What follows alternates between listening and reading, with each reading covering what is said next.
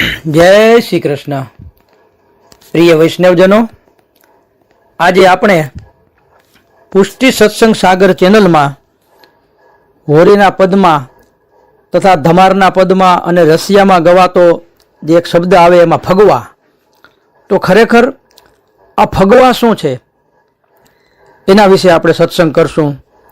એ પહેલાં જો આપે પુષ્ટિ સત્સંગ સાગર ચેનલને સબસ્ક્રાઈબ ન કરી હોય તો સબસ્ક્રાઈબ કરો તથા અન્ય વૈષ્ણવ મિત્રોને શેર કરો, જેથી કરીને સત્સંગના નવા નવા વિડીયોઝ તેમને સુધી પણ પહોંચી શકે. ભગવાન શ્રી કૃષ્ણએ વસંત ઋતુને પોતાનું સ્વરૂપ બતાવ્યું છે. રસાત્મક સ્વરૂપની સ્થિતિ સ્વરૂપમાં જ હોય, એ સ્વરૂપની બહાર હોતી નથી. એટલા માટે આ રસાત્મક વસંત ખેલનું જે સ્વરૂપ છે તે બધા નિકુંજમાં જ છે. કોઈનું એટલે કે એવા ભાવનાકારનું કહેવું છે કે નિકુંજમાં શ્રી ઠાકોરજીના વામ ડાબા અંગથી શ્રી યમુનાજીનું પ્રાગટ્ય થયું, તો કોઈ ભાવનાકારનું એવું કહેવું છે કે નિકુંજમાં જ અતિશય સંયોગ અવસ્થાથી રસમાં નિમગ્ન થવાથી શ્રી સ્વામિનીજીનું પ્રાગટ્ય થયું. પુષ્ટિ માર્ગની નિધિ સેવાઓમાં જ્યાં શ્રી યમુનાજીનું પ્રાગટ્ય પ્રથમ અને મુખ્ય એટલે કે પ્રમુખ સ્થાન માન્યું છે, ત્યાં પ્રથમ શ્યામ રંગના ગુલાલનો પ્રયોગ થાય છે. અહીં લીલાના રસાવેશની પ્રાથમિકતા છે. જ્યાં નિકુંજની ભાવનાકારોએ શ્રી સ્વામિનીજીનું પ્રાગટ્ય માન્યું છે, ત્યાં પિત્ત અથવા કેસરિયા ગુલાલથી ખેલ પ્રારંભ થાય છે.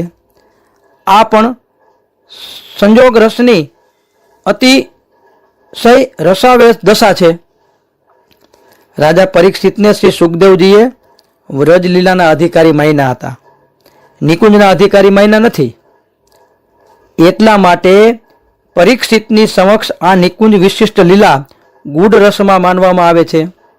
એ નિકુંજ લીલા એ વર્ણવી નથી સુખદેવજીએ. વાસ્તવમાં આ લીલાનું ગુપ્ત સ્વરૂપ રાસલીલામાં છે. જો આવું ન થાય તો ત્યારે વ્રજમાં સારસ્વત કલ્પના રાસસ્થળ ચંદ્રસરોવરનું નામ જ ન હોત. નંદરાયજીના સમયે વર્તમાનમાં રાસસ્થળ વૃંદાવનનું નામ જ ન હોત. શ્રી મહાપ્રભુજીના સમયે રાસસ્થળ કરહલા અને રાસોલીનું નામ ન હોત. આ કારણે હોરી ખેલનો રસ સ્વરૂપાત્મક ભાવનાવાળા છે. હોરીમાં ગાવામાં આવતા જેટલા પણ રાગ છે તે બધા પ્રાયઃ ઉત્તેજક છે, જેના ગાવાથી શુદ્ધ જીવના દેહસ્થ રસ કામમય થઈ જાય છે. હોરી ખેલની ખેલવાવાળી ગોપીઓના રોમ રોમમાં ભગવત કામની રસાવેશ દશા પ્રગટ થાય છે. કારણ કે જે પોતાની જગ્યાએ ઊંચાઈ ઉપર છે તે નીચે નહીં ઉતરે.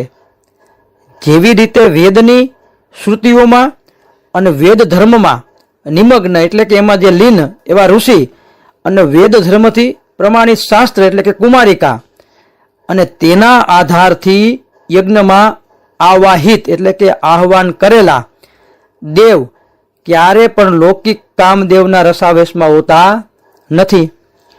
તે હંમેશા પોતાનાથી ઉપર ભગવત કામરૂપી રસાવેશમાં લીન હોય છે.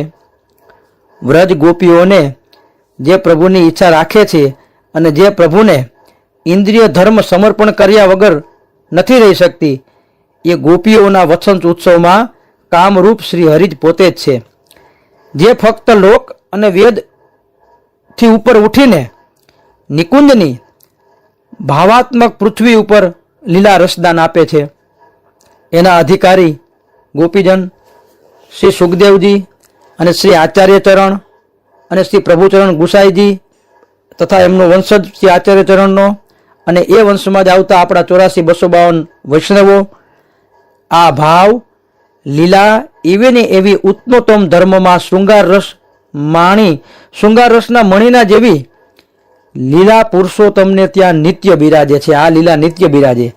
આ રસમાં અથવા આ ખેલમાં જે વિશેષ રૂપથી ગોપીજન નિમગ્ન થઈ જાય છે, એમને પુનઃ જાગૃતિ અવસ્થામાં અથવા ચેતન અવસ્થામાં લાવવા માટે શ્રી ઠાકોરજી ખેલ થયા પછી આ ગોપીજનોને ફગવા આપે છે. હવે આપણે ફગવા એટલે ધાણીદારિયા મમરા ને ખજૂર જ સમજીએ છીએ, પણ કીર્તનનો પ્રકાર જુઓ, ધમારમાં જુઓ તો ફગવા એટલે એક પ્રકારની ભેટ સોગાત થાય. એમાં ફગવા મેં મેવા ધર દીનો, યશોદાજી અને બધી વ્રત સખીઓ જે ઠાકોરજીને પકડી લે, પછી યશોદાજી કે મારા લાલાને છોડો, તો કે જબ દેહો ફગવા તબ છોડાય કે લેહો, તમે ફગવા દો તો પછી છોડાવીને લઈ જાઓ.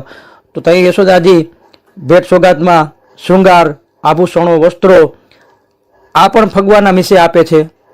ફગવા મેં મેવા ધરદીનો, મિષ્ટાન મેવા એ પણ આપે છે.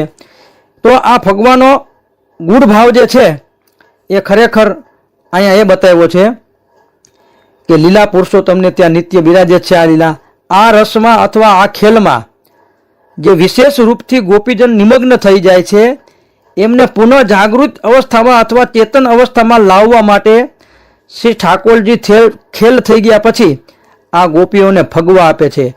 ફગવાની થાળમાં 8, 16, 24 અને 32ના ક્રમમાં વિવિધ રસોથી પરિપૂર્ણ કટોરીઓ હોય છે. આ જેટલી પણ સામગ્રી છે એને શ્રી ઠાકોરજીના કરકમલો દ્વારા સ્વીકાર કરીને ગોપીઓ ફરીથી બીજા દિવસના ખેલ માટે જાગૃત અને સચેત થાય છે. અન્યથા ભગવત કામની દશામાં નિમગ્ન થવાથી સ્વરૂપ વિસ્મૃતિ થઈ જાય છે, તો કાલનો ખેલ પાછો થઈ ન શકે. આ ફગવાનું મેન ગુડ રહસ્ય આ છે. ત્યારે બીજા દિવસનો ખેલ કેવી રીતે શરૂ થાય? આ સ્વરૂપ વિસ્મૃતિમાંથી પાછા લાવવા માટે ખેલ થઈ ગયા પછી શ્રી ઠાકોરજી ફગવા આપે છે અને બીજા દિવસના ખેલનું સામર્થ્ય દાન પણ કરે છે કે તમે બીજે દિવસે સારી રીતે મારી સાથે વળી ખેલ ખેલી શકો. એના માટે પ્રભુ સામે એ વ્રજ ભક્તોને દાન પણ કરે છે. જેવી રીતે સમાધિકાર ઋષિ એક વખત પણ સમાધિમાં ઉતરી જાય છે ત્યારે તેમને આત્મજ્યોતિ, બ્રહ્મ સાક્ષાત્કાર, જ્ઞાનોપલબ્ધિ અને અમૃતોપલબ્ધિ એક જ વખત મળે છે. પરંતુ શૃંગાર રસ વિશેષ કામ વિશેષ નિકુંજ નાયકની છબીરૂપ સુધાનું રસપાન કરવાને માટે નિત્ય મૂર્છિત થવું અથવા એ લીલા રસમાં ડૂબવું અને ફગવા લઈને ફરીથી ચેતના અવસ્થામાં પાછા ફરીને પુનઃ નિત્ય નૂતન લીલારસ વિશેષની સુખદ સમાધિમાં લીન થવું અને તેના આનંદનું પરસ્પર વર્ણન કરવું એ જ ગોપીઓનો ફાગ ખેલ છે. આ વસંત ખેલ શ્રી કૃષ્ણ ભક્તિની પ્યાસ વધારવા વાળો ખેલ છે. વ્રજ ગોપીઓની વાત ક્યાં સુધી કરીએ? સામાન્ય રૂપથી વ્રજમાં જન્મ લેવા વાળા વ્રજવાસી હોરીના છેલ્લા દિવસોમાં ગાય છે કે હોરી લે બહુઆ યાર ફાગુન જાય મતરે. આ ભક્તિ ગાન સીધા અને ભોળા વ્રજવાસીઓની પ્યાસ અને તરસનું સૂચક છે. આપણી વ્રજ સમિતિની લોકોત્સવ સ્વરૂપ શ્રી ઠાકોરજી પાસે નિત્ય ખેલ પછી ફગવા માંગવા માટે જાય છે અને કહે છે કે ફગવા દે મોહન મતવારે, ફગવા દે મોહન મતવારે. તો આ ખાસ વિશેષ એટલા માટે કે ભાઈ ફગવાનો મિનિંગ આપણે જે સમજીએ છીએ એ નથી, એનું કંઈક રહસ્ય, એની ભાવના કંઈક ગૂઢ અર્થે રહેલી છે. અને શ્રી આચાર્યજી શ્રી વલ્લભાધીશની કૃપાથી આ જેટલી માહિતી છે એ આપની સમક્ષ આ વિડિયા દ્વારા પ્રસ્તુત કરી તો ખ્યાલ આવે વૈષ્ણવને આપણને કે ખરેખર આ ફગવા શું છે. શ્રી વલ્લભાધીશ કી જય.